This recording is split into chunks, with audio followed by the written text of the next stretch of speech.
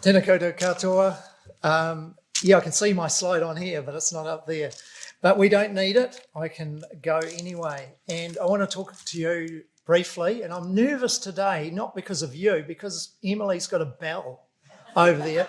And secondly, Terry's given me the hard word about this afternoon tea, so I've got it on my mind. So I've had strong hints on not to be too long. So I want to talk about three things. Firstly, what the other presenters have said. So just reiterating some of it and suggesting what it tells us. Secondly, I want to say something about what I've done, but not too much on that. And then finally, some suggestions for those of you who are thinking about entering into the heritage sector, you see. And the first thing I wanted to say is that hearing Bianca and Trina and Nigel and Louise speak, just for those of you who are thinking about a career in heritage, isn't it amazing the variety of roles that they represent?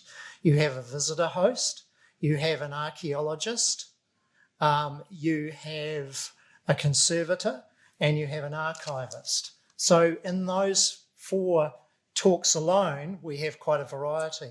And again, I think that's something to keep in mind, that we don't all have to be curators, right? There are numerous other roles that we can have. And you'll hear the others that speak next after afternoon tea come from a variety of perspectives as well. I personally like the idea of being a ranger. That's the one that appeals to me. But there's all sorts of things that are available out there. And then things we haven't mentioned, designers.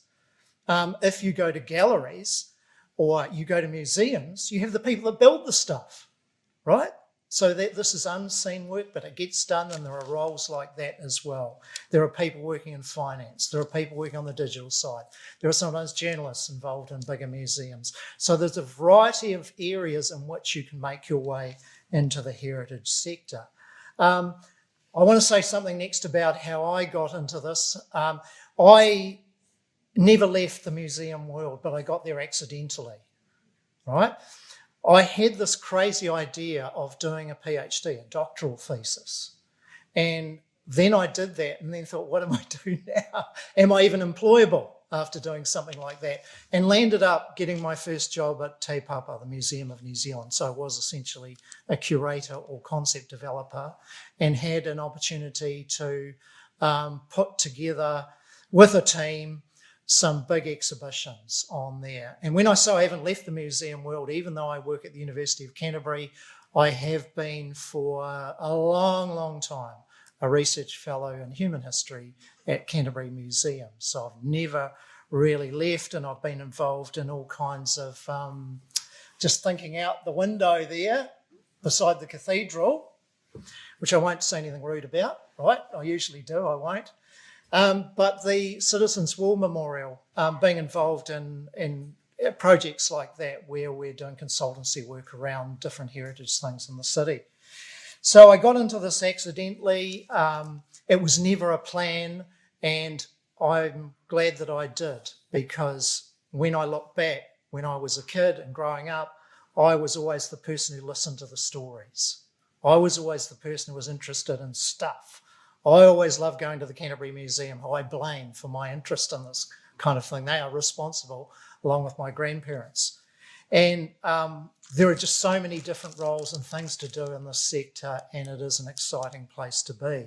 So I want to make some suggestions finally. And the first of these, because I think that the speakers so far have given you so much in terms of advice and the kinds of skills that you need. And I would add to that, just check out all the options. You might at the moment be interested only in heritage, but life can take all sorts of twists and turns, and don't be afraid to check out other things as well. And within heritage, look at the variety, as you see with the speakers, the variety of things that one can do. I think the second thing I'd say is to, and this is kind of comes through in what people have said, to be strategic. So volunteering is a strategic action. Why do you volunteer? Well, I'm going to volunteer not just because it's a good thing to do, because one door may open another door, and eventually I might get to where I want to get to. And in fact, in the end, I might get to somewhere I never expected to get. So volunteering is strategic. Thinking about what sorts of qualifications to do. If I'm interested in textiles, why would I go to the University of Canterbury or somewhere like that? when I go to Ara and do work around fashion and textiles, and maybe in the end do conservation work in the heritage sector of some sort. I would look at postgraduate qualifications. We've heard that. So doing a first degree, and it doesn't matter what you do a degree in. It doesn't matter at all. It can be anything crazy. We've heard philosophy and classics, right? It can be things like that, and you can still go and do some interesting postgraduate work.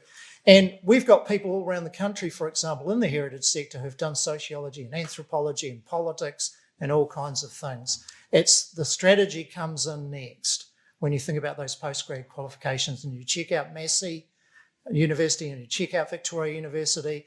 Are people getting jobs that are coming out of these programs?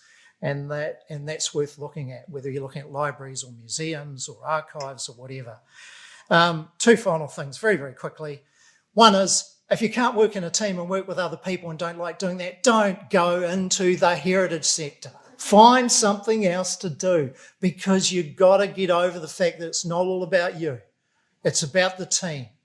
And that's, to me, is probably the most attractive part of the whole thing, working with other people and whatever it happens to be. And then finally, just follow your passion. If this is really what you want to do, no matter how many twists and turns life takes, no matter how many times doors close, no matter how many times people do not give you the job you're after, stick in there, follow your passion, and hold true to it. Thank you very much.